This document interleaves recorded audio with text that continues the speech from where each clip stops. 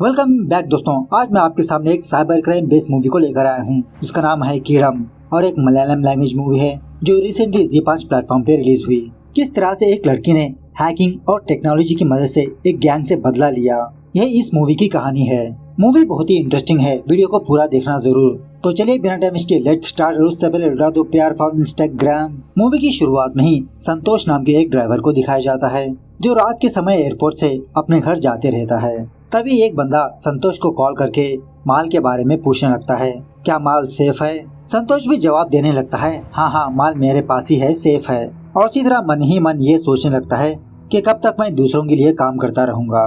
तभी बाइक में दो बंदे संतोष की गाड़ी को फॉलो करते हुए संतोष के कार के सामने आकर उसके शीशे पर अंडे फेंकने लगते हैं उसका व्यू ब्लॉक करने के लिए। और इसी तरह सड़क पर कुछ किले भी फेंक देते हैं जिसकी वजह से संतोष की गाड़ी का टायर पंचर हो जाता है। फौरन वो दो बंदे संतोष के पास आकर उसे मार ही देते हैं और संतोष की गाड़ी में एक पैकेट होती है, उस पैकेट को अपने साथ ले जाते हैं। खैर दूसरे सीन में राधिका नाम की एक लड़की को दिखाया जाता है जो साइबर एक्सपर्ट होती है।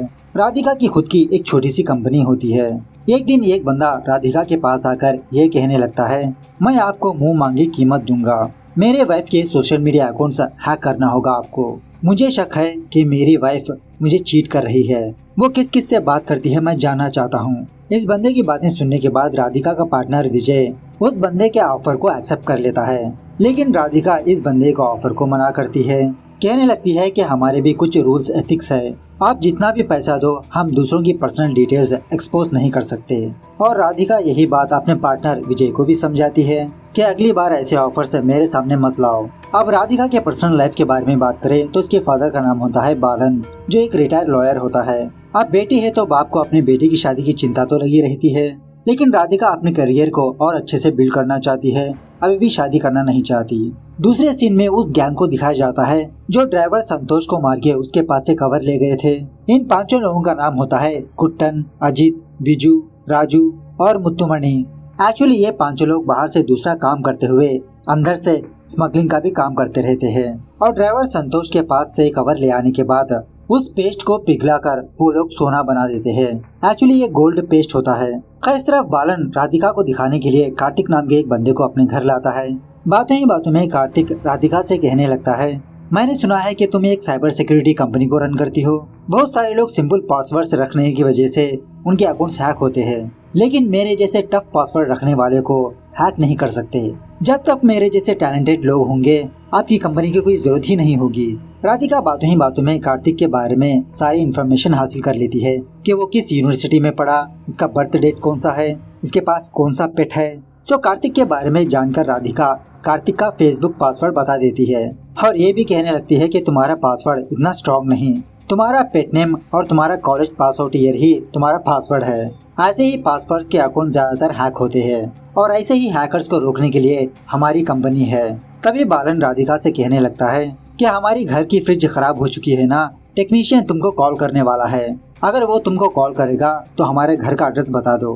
राधिका ऑफिस आने के बाद फ्रिज सर्विस वाले राधिका को कॉल करते हैं, कहने लगते हैं कि मैम मैं आपको बहुत देर से कॉल कर रहा हूँ, आप अपना फोन पिक ही नहीं कर रही। एक टेक्नीशियन आपके घर के आसपास है, आप प्लीज उसे कॉल करके अपना घर का एड्रेस बता दीजिए। ऐसा कहकर राधिका उस टेक्नीशियन का नंबर गलत नोट डाउन कर लेती है।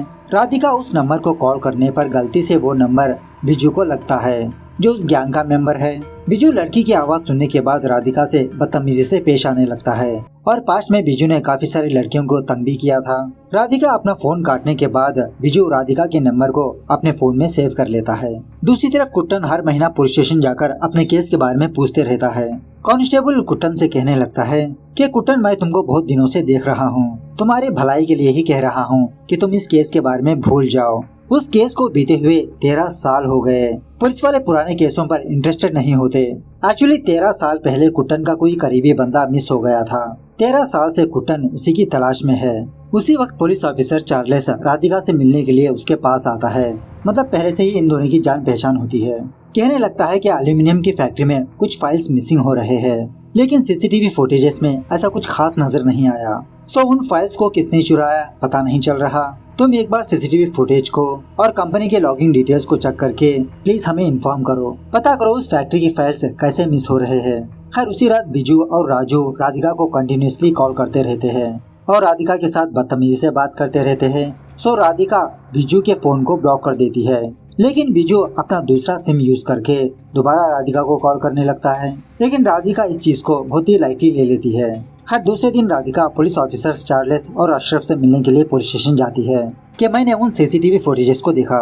बात यह है कि वो एक्चुअली रियल सीसीटीवी फुटेज नहीं है, कंपनी का ही एक बंदा सीसीटीवी फुटेज को रिप्लेस करके फाइल्स को चुराता आ रहा है और सीसीटीवी फुटेज को हैक करने वाला कोई प्रोफेशनल नहीं था।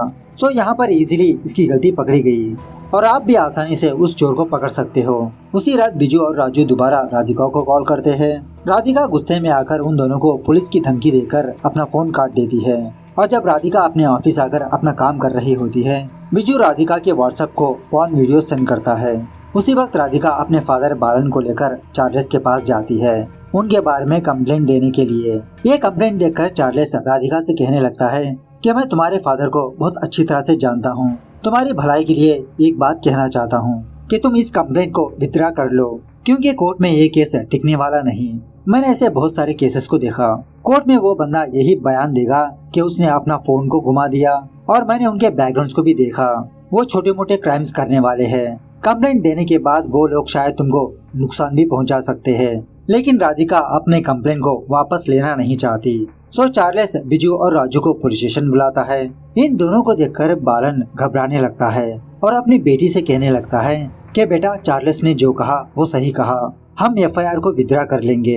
ऐसा कहकर बालन अपनी बेटी को लेकर वहाँ से चला जाता है और जब चार्ल्स इसी के बारे में बिजू और राजू से इंक्वायरी करने पर ये दोनों ये कहने लगते हैं कि बिजू ने अपने फोन को गवा दिया, दूसरा बंदा इसके फोन को यूज कर रहा है। यह होने के बाद बिजू की गैंग राधिका को और तंग करना स्टार्ट करते हैं, जैसे इसकी स्कूटी का पंचर कर देना, राधिका जहाँ पर भी जाती उसको फॉलो करते रहना, उसका मजाक उड़ाते रहना और राधिका के घर तक फॉलो करते हुए उसके घर के पास ओपनली सुसु भी करते रहते हैं। रात होने के बाद जब बालन राधिका को पिकअप करने के लिए अपनी गाड़ी में जा रहा होता है, सडनली एक प्रोस्टिट्यूट बालन के कार में आके बैठ जाती है। अब ऑफ कोर्स ऐसा करवाने वाले और कोई नहीं, अजीत, बिजू, राजू होते हैं। जानबूझ के वो तीनों बालन के कार के पास आकर आसपास की पब्लिक को बुलाने लगते हैं, बालन की वीडियो बनाकर सोशल मीडिया में पब्लिश करने की धमकी देते रहते हैं। तभी राधिका फौरन अपने फादर के पास आकर अपने फादर को वहाँ से ले जाती है। घर आने के बाद राधिका अपने फादर से पूछने लगती है, पापा क्या आप उन लोगों को पहले से ही जानते हो, क्यों आप उन लोगों को देखकर डर रहे हो। बालन कहने लगता है कि उस गैंग में अजीत नाम का एक बंदा मर्डरर है, उसके खिलाफ मैंने एक बार केस लड़ा था, उसको सजा भी दिलवाई थी, लेकिन पॉलिटिशियंस की मदद से अजीत जेल से बाहर आ गया।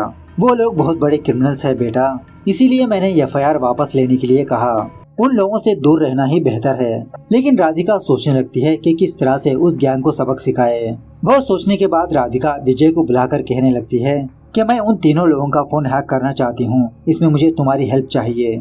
विजय इसके लिए हाँ कह देता है। सो राधिका एक अननोन नंबर से बिजू के नंबर को एक लिंक शेयर करती है। बिजू ये मैसेज राजू और मुत्तुमणि को शेयर करता है, जिसकी वजह से राधिका उन लोगों के फोन को हैक करने लगती है।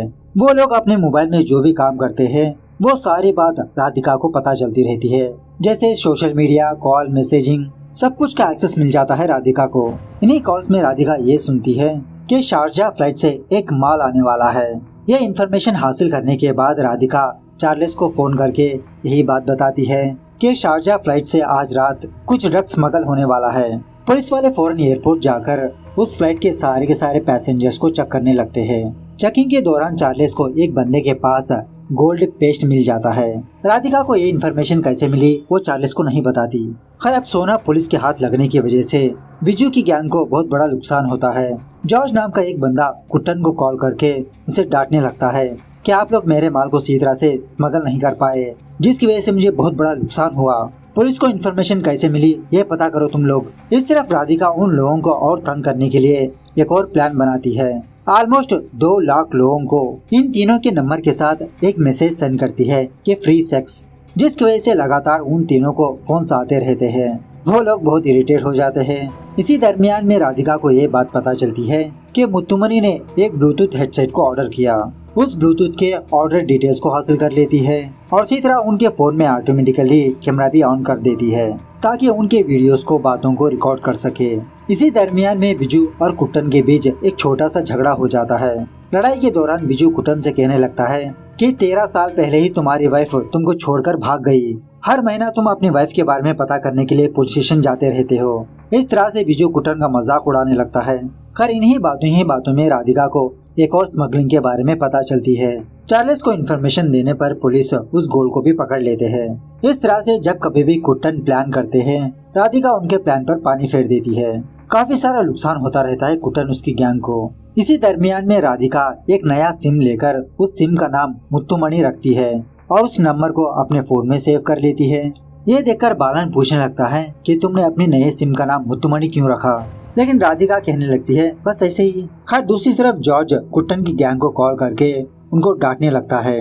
अब अजीत को जॉर्ज की गालियाँ पसंद नहीं होती, सो जॉर्ज को और कुट्टन को एक बात रिवील करता है। कुछ दिनों पहले जॉर्ज के कहने पर ही इन लोगों ने ड्राइवर संतोष को मारा था, क्योंकि संतोष कुछ ज्यादा ही पैसे मांग रहा था। उस वक्त जॉर्ज की बातें बिजू ने रिकॉर्ड कर लिया था।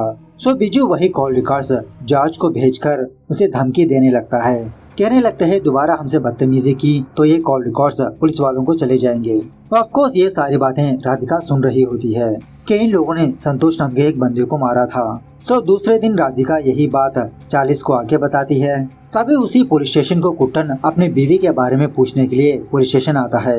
राधिका और चार्ल्स की बातें सुन लेता है, समझ जाता है कि इनके प्लान को चौपट करने वाली राधिका है। कुट्टन यही बात अपनी गैंग को आके बताता है। खैर रात होने के बाद जब बालन अपने गाड़ी से अपने घर जा रहा होता है, तभी कुट्टन की गैंग एक ऑटो में बालन को फॉलो करते रहते हैं और बालन के गाड़ी के सामने किसी को फेंक देते हैं। लेकिन बालन उस शख्स का एक्सीडेंट ना करते हुए अपनी गाड़ी को घुमा लेता है।